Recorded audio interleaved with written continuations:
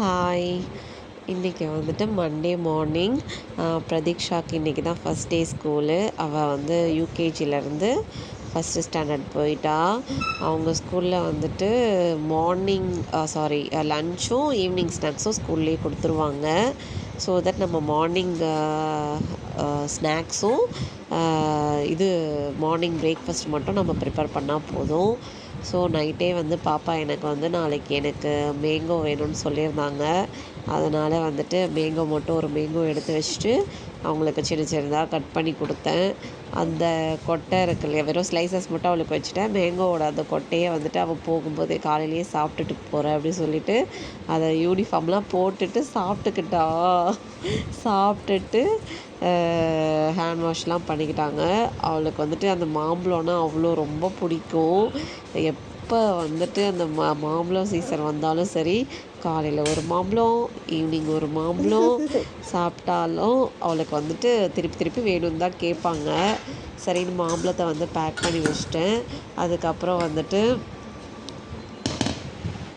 நம்ம வந்துட்டு சமையலுக்கு வந்துட்டு சௌ எடுத்து வச்சேன். சரி கட் பண்ணி சமைச்சிடலான்னு சொல்லிட்டு கூட்டு பண்ணலான்னு நினச்சேன். அதனால் வந்து அந்த சௌ ஒரு 3 இதை எடுத்து வச்சுருந்தேன். அதுக்குள்ளே பாப்பாவுக்கு தோசை ஊற்றியிருந்தேன். மில்லட் தோசை தான். அதில் கொக்கோ பவுடர் போட்டு ஸ்வீட் போட்டு ரெடி பண்ணி கொடுத்துட்டேன். அதுக்குள்ளே அவள் சாப்பிட்டுட்டு இருந்தா. பேரலாக வந்துட்டு நான் வந்து முருங்கைக்கீரை வந்துட்டு அத்தை கொஞ்சம் கிள்ளி கொடுத்துருந்தாங்க. சரி அதை வந்துட்டு நம்ம பொடி பண்ணி வச்சுக்கலான்னு சொல்லிட்டு காய வச்சுருக்கேன். பொடி வந்து நான் நாளைக்கு பண்ணுவேன், உங்களுக்கு வீடியோ காமிக்கிறேன். நேற்று வந்து சாப்பாடு மிச்சமாகிருந்துச்சு. ஸோ தட் வந்து நான் அது பழைய சாதம், தயிர், காரக்குழம்பு அது வந்துட்டு வினோத் வந்து நான் பழைய சாதமே சாப்பிட்டுக்கிறேன்னு சொன்னனால அவனுக்கு வந்து அது எடுத்து வச்சுட்டேன். அவர் கொஞ்சம் செஞ்சு தயிர் கொஞ்சம் ஊற்றி அந்த காரக்குழம்பு வச்சு சாப்பிட்டுக்கிட்டாரு. ஸோ என்னோடய மார்னிங் ரொட்டீன் முடிஞ்சிருச்சு. அப்புறம் கொஞ்சம் நேரம் கழித்து தம்பிக்கு சாப்பாடெலாம் ஊட்டிட்டு சாப்பாடு வச்சேன் நான் மத்தியானத்துக்கு சமைக்கிறதுக்கு. சமைக்கும்போது வந்து பார்த்திங்கன்னா அந்த சௌ இருந்துச்சு இல்லையா, அதை சரின்னு சின்ன சின்னதாக கட் பண்ணி வச்சுட்டு நான் வந்து கூட்டு இப்படி தான் பண்ணுவேன். பாசிப்பயிறு இருக்குல்ல, சிறுபருப்பு, அது வந்து ஜஸ்ட்டு வாஷ் பண்ணிவிட்டு அதில் கொஞ்சம் சீரகம் போட்டுக்கோங்க.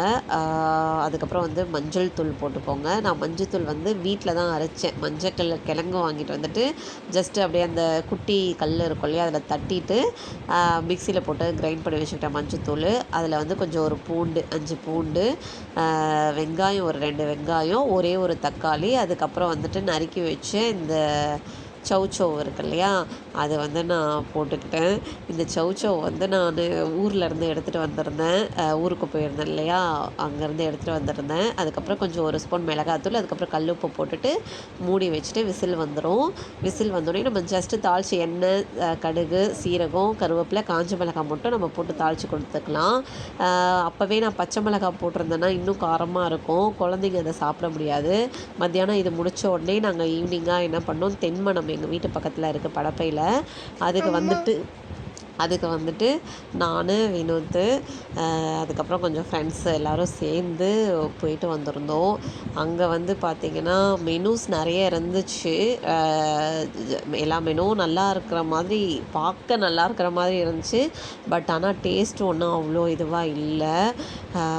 எனக்கு வந்து பர்சனலாக வந்துட்டு எதுவுமே பிடிக்கல, அதுதான்.